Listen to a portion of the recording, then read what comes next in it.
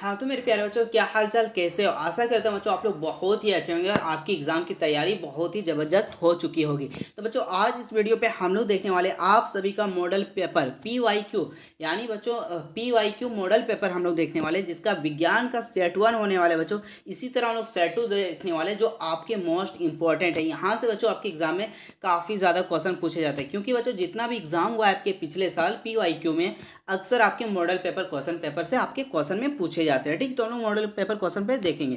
देखिए, सभी प्रश्न का उत्तर देना आपका अनिवार्य होता है बच्चों, और कुल आपके 40 प्रश्न होंगे। ठीक है, सभी का अंक कितना मिलेगा? एक अंक मिलेगा। ठीक है, और आपको 4 गो ऑप्शन दिया जाता है। तो सबसे पहला क्वेश्चन देखिए, आप सभी से फिजिक्स में पूछा गया है। क्या बच्चों?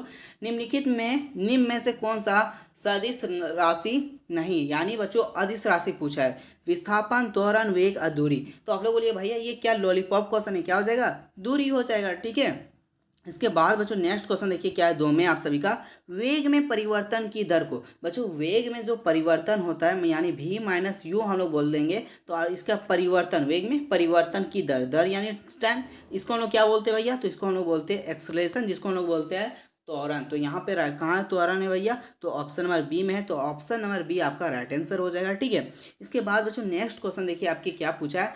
चाल और वेग का SI मात्रक होता है। मेरे प्यारे बच्चों, आप लोग को याद है, आप लोग को अगले बार जो आप लोग को एग्जाम था 29 जनवरी को, उस टाइम आप लोग को वीडियो में बताए थे कि चाल और वेग का SI मात्रक क्या होता है? मीटर पर सेकंड। क्या होता है? मीटर पर सेकंड। दोनों का SI मात्रक सेम होता है, इसलिए ऑप्शन नंबर क्या हो जाएगा? ए।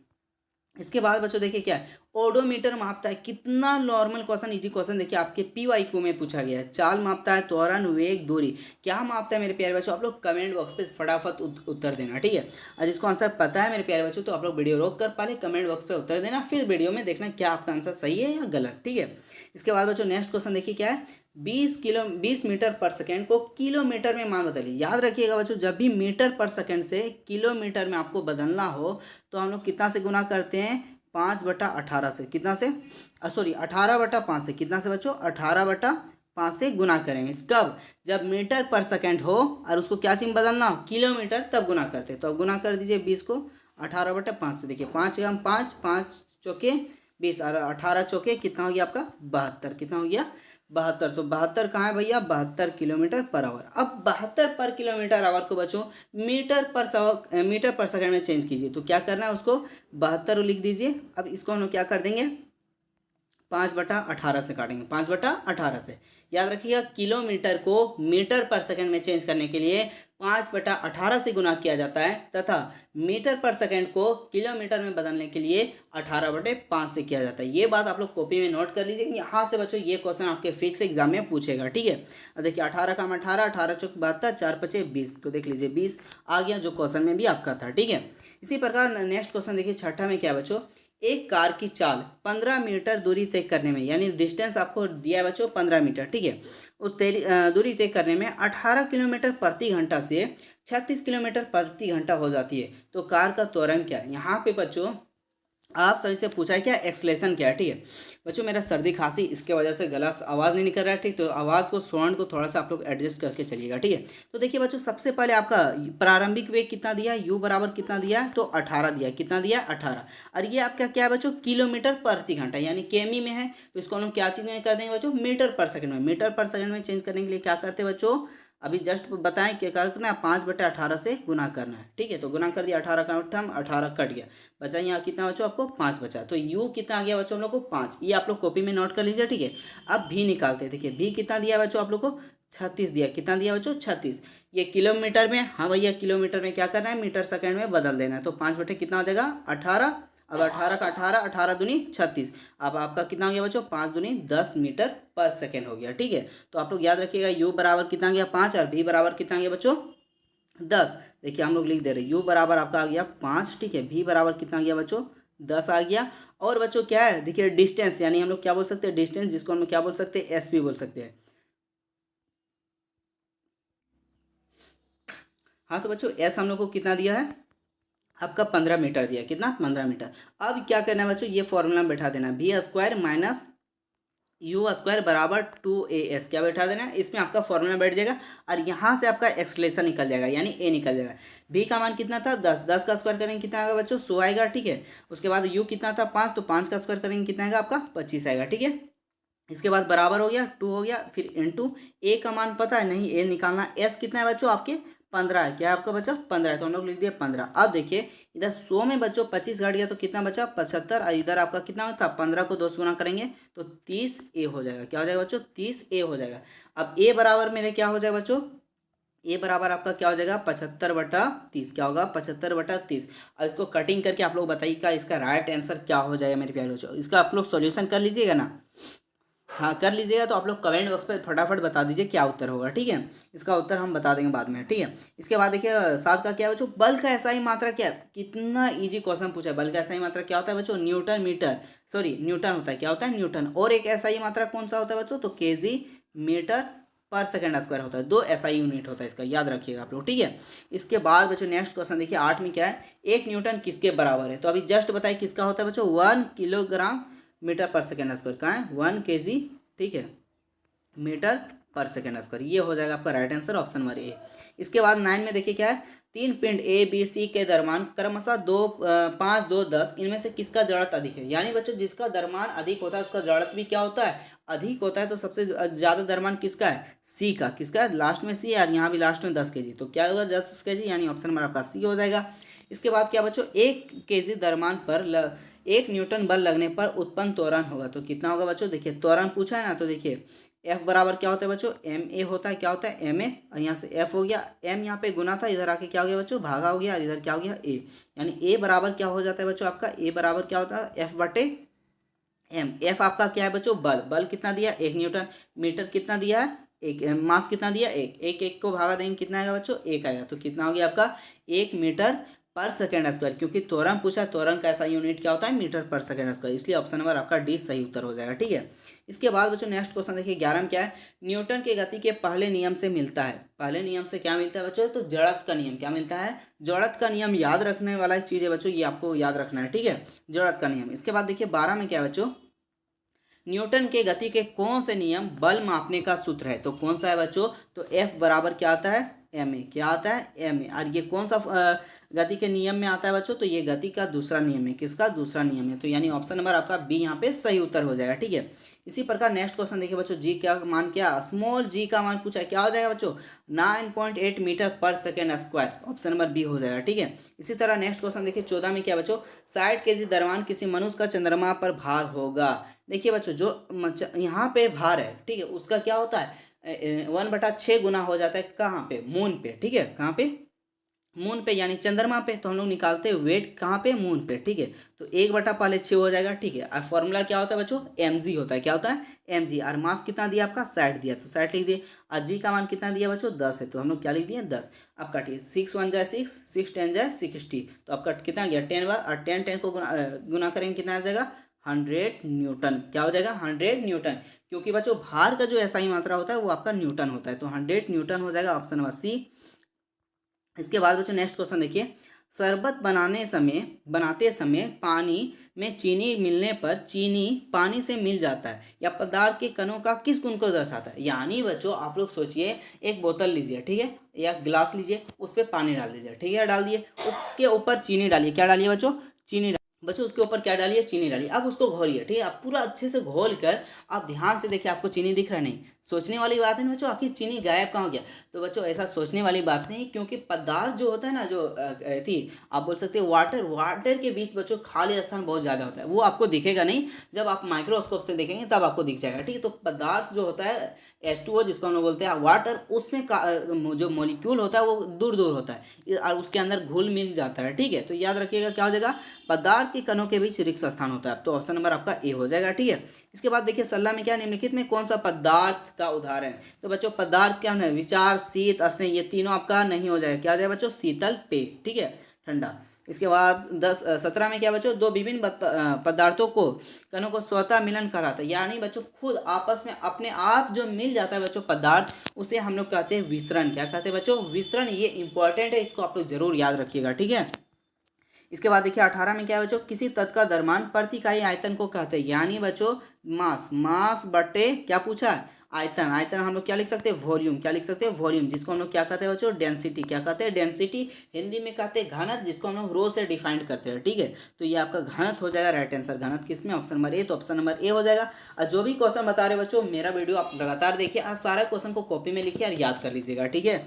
आपका A+ गारंटी है कि बच्चों आ जाएगा, ठीक है। इसके बाद देखिए 19 में क्या है, 2 ग्राम हाइड्रोजन और 16 ग्राम ऑक्सीजन के साथ मिलकर 18 ग्राम जल का निर्माण करता है, या किस नियम को प्रदर्शित करता है। तो ये द्रव्यमान संरक्षण का नियम प्रदर्शित करता है। क्या बताता है बच्चों, द्रव्यमान संरक्षण के नियम कि अभिकारक का कुल द्रव्यमान उत्पादन के कुल द्रव्यमान के बराबर होता है। यानी 2 ग्राम हाइड्रोजन था, वो 16 ग्राम बना, और वो कितना हो गया, 18। इधर दोनों को जोड़ते कितना था, 18, और लेफ्ट हैंड साइड भी कितना होता है, 18। ये द्रव्यमान संरक्षण का नियम बताता है ना। आप लोग भूल तो नहीं गए ना, याद कीजिए अच्छा से। क्या हो जाएगा, द्रव्यमान संरक्षण का नियम ऑप्शन नंबर 1 हो जाएगा, ठीक है। इसके बाद देखिए 20 में क्या बच्चों, जल में हाइड्रोजन एवं ऑक्सीजन का अनुपात सदैव 1:8 होता है, यह किस नियम को दर्शाता है। तो ये बच्चों आपके स्थिर अनुपात का नियम और निश्चित अनुपात का नियम, दोनों ऑप्शन सही है यहाँ पे, ठीक है। तो आपका बेसिकली ज़्यादा निश्चित अनुपात होगा, बट यहाँ पे ऐसा आपका एग्जाम में क्वेश्चन नहीं पूछेगा, एक और रहेगा ऑप्शन। ये दोनों ऑप्शन सही है, ठीक है। इसके बाद देखिए 21 में क्या बच्चों, परमाणु त्रिज्या को किस मात्रक में मापा जाता है। तो आप लोग जब भी बुक पढ़ेंगे तो वहाँ लिखा होगा परमाणु त्रिज्या को नैनोमीटर में मापते हैं। किसमें बच्चों, नैनोमीटर, जिसको इंग्लिश में क्या लिखते हैं, NM लिखते हैं। क्या लिखते हैं बच्चों, NM लिखते हैं, ठीक है। तो नैनोमीटर में मापते हैं।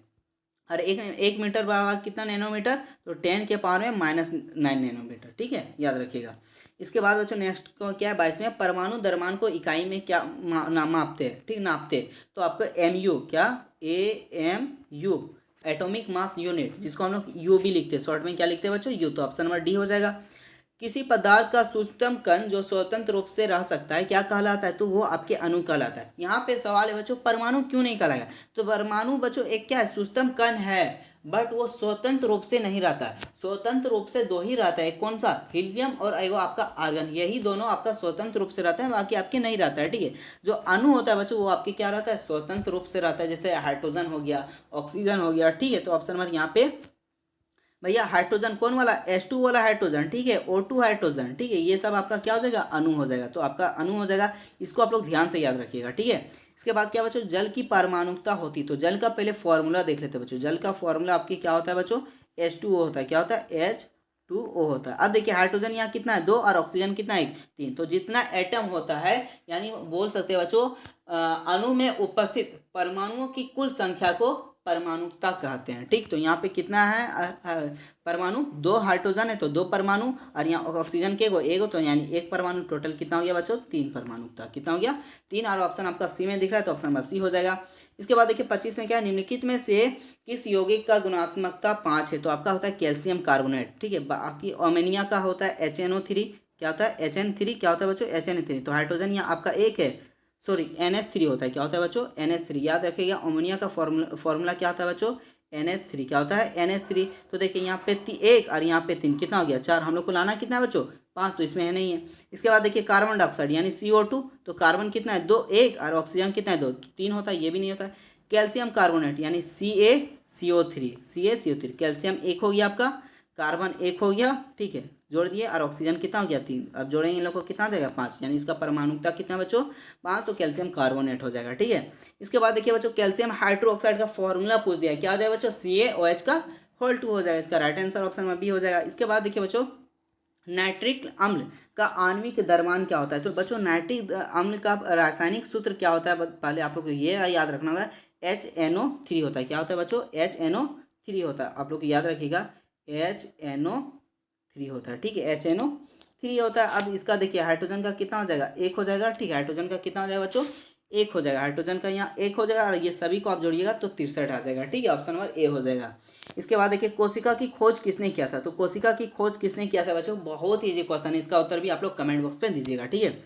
इसके बाद देखिए 29 में क्या बच्चों, निम्नलिखित में कौन सा जीव एक कोशिकीय। तो एक कोशिकीय जीव कौन सा होता है बच्चों, प्रोटोजोआ होता है, पैरामीशियम होता है, अमीबा, ये सब क्या होता है बच्चों, एक कोशिकीय जीव होता है। इसे आप लोग अच्छे से याद रखिएगा, ठीक है। इसके बाद नेक्स्ट क्वेश्चन देखिए 30 में क्या है, पादप कोशिका की सबसे बाहरी परत को क्या कहते हैं। तो पादप कोशिका की सबसे बाहरी परत को कहते हैं बच्चों प्लाज्मा सेल या मेम्ब्रेन सेल, ठीक है। तो यहाँ पे आप लोग ध्यान से देखिए, प्लाज्मा सेल तो नहीं, ये प्लाज्मा झिल्ली है, यहाँ पे प्लाज्मा भित्ति रहता तो वो भी राइट आंसर है, बट यहाँ पे आपका क्या हो जाएगा, कोशिका भित्ति। दो चीज होता है, एक क्या होता है बच्चों, सेल मेम्ब्रेन, और ये होता है आपका प्लाज्मा मेम्ब्रेन, ठीक। सेल मेम्ब्रेन को हम लोग बोलते हैं कोशिका भित्ति, प्लाज्मा मेम्ब्रेन को हम लोग बोलते हैं कोशिका थी प्लाज्मा भित्ति, ठीक। तो ये दो ऑप्शन हो जाएगा, ठीक है। तो यहाँ पे आपका कोशिका भित्ति हो जाएगा, ठीक है। इसके बाद देखिए क्या कोशिका भित्ति बनी होती है। तो जो कोशिका आपका भित्ति बनी होती है इंग्लिश में बोलते हैं सेल मेम्ब्रेन और या प्लाज्मा मेम्ब्रेन, ये आपका बना होता है बच्चों सेलुलोज से। ऑप्शन नंबर आपका सी हो जाएगा, ठीक है। इसके बाद देखिए क्या है बच्चों 32 में कोशिका झिल्ली का कोशिका के बाहर अपने भोजन का तथा अन्य पदार्थ के ग्रहण करने की प्रक्रिया को क्या कहते हैं, तो एंडोसाइटोसिस कहते हैं। ऑप्शन नंबर आपका बी हो जाएगा। इसके बाद देखिए 33 में क्या है कोशिका में आनुवांशिक गुणों का सूचकांक कहाँ होता है बच्चों, तो वो होता है आपका माइक्रोकॉन्ड्रिया, कोशिका दर, राइबोसोम, गुणसूत्र, तो वो आपका होता है बच्चों गुणसूत्र, जिसको हम लोग डीएनए भी बोलते हैं, ठीक है। इसके बाद 34 में क्या बच्चों लाइसोसोम बने होते हैं। तो लाइसोसोम किससे बने होते हैं बच्चों, तो गोल्जी यंत्र से या उपकरण से। आपका राइट आंसर क्या हो जाएगा, ऑप्शन नंबर डी। इसके बाद 35 में देखिए क्या बच्चों किसी विशेष कार्य को करने के लिए कोशिका का विशेष समूह बनती है। जिस समूह को क्या कहते हैं, तो इस समूह को हम लोग क्या कहते हैं बच्चों, उत्तक कहते हैं। क्या कहते हैं, उत्तक। यहाँ पे जो भी क्वेश्चन बता रहे हैं बच्चों ये आपके PYQ मॉडल पेपर है, तो इसे आप लोग हर हाल में करके जाना एग्जाम में, ठीक। एग्जाम से पहले आप लोग को एक याद कर लेना है। इसके बाद 36 में क्या बच्चों तना के शीर्ष भाग में कौन सा उत्तक पाया जाता है, तो आपका वियोजक उत्तक पाया जाता है। ऑप्शन नंबर ए हो जाएगा बच्चों, ठीक है। क्या हो जाएगा, ए हो जाएगा। 36 का क्या हो जाएगा बच्चों, ए हो जाएगा। इसके बाद नेक्स्ट क्वेश्चन देखिए क्या है हाँ क्या है पौधों में पत्तियों द्वारा बने हुए भोजन का समूहन किसके द्वारा होता है, तो ये आपका होता है बच्चों फ्लोएम द्वारा। किसके होता है, फ्लोएम, ठीक है। इसके बाद 38 में देखिए क्या अस्थाई एवं मांसपेशियों को जोड़ने वाले को क्या कहते हैं, टेंडन कहते हैं। क्या कहते हैं बच्चों, टेंडन। यानी बच्चों मांसपेशी, ठीक है, मांसपेशी और हड्डी को जोड़ने की प्रक्रिया को क्या कहते हैं, टेंडन। और हड्डी को जोड़ने की प्रक्रिया को क्या कहते हैं, लिगामेंट। याद रखिए लिगामेंट कब होता है बच्चों, जब दो आपस हड्डियों को जोड़ते हैं तब लिगामेंट होता है, ठीक है। और जब मांस और हड्डी को जोड़ते हैं बच्चों उस टाइम क्या होता है, टेंडन होता है। इसे आप लोग कॉपी पे नोट कर लीजिएगा, ठीक है, इंपॉर्टेंट है। इसके बाद बच्चों नेक्स्ट क्वेश्चन देखिए 39 में क्या है नारियल के रेशे में कौन सा उत्तक पाया जाता है बच्चों, तो ये आपका पाया जाता है स्क्लेराइमा, ठीक है, काइमा। ऑप्शन नंबर सी हो जाएगा। इसके बाद क्या अस्थाई एक उत्तक है, यानी बच्चों हड्डी एक उत्तक है, वो क्या है बच्चों आपका संयोजी उत्तक। तो ये बच्चों 40 वेरी वेरी इंपॉर्टेंट क्वेश्चन देखे। ये बच्चों आप लोग वीडियो को सभी के दोस्तों के पास शेयर कीजिए और आप लोग कमेंट में जरूर बताइएगा कैसा लगा। और यहाँ पे जो भी क्वेश्चन है मेरे प्यार बच्चों इसे हर हाल में आप लोग याद कर लीजिएगा, ठीक है। ये काफ़ी ज़्यादा आपके एग्जाम के लिए इंपॉर्टेंट है, ठीक है।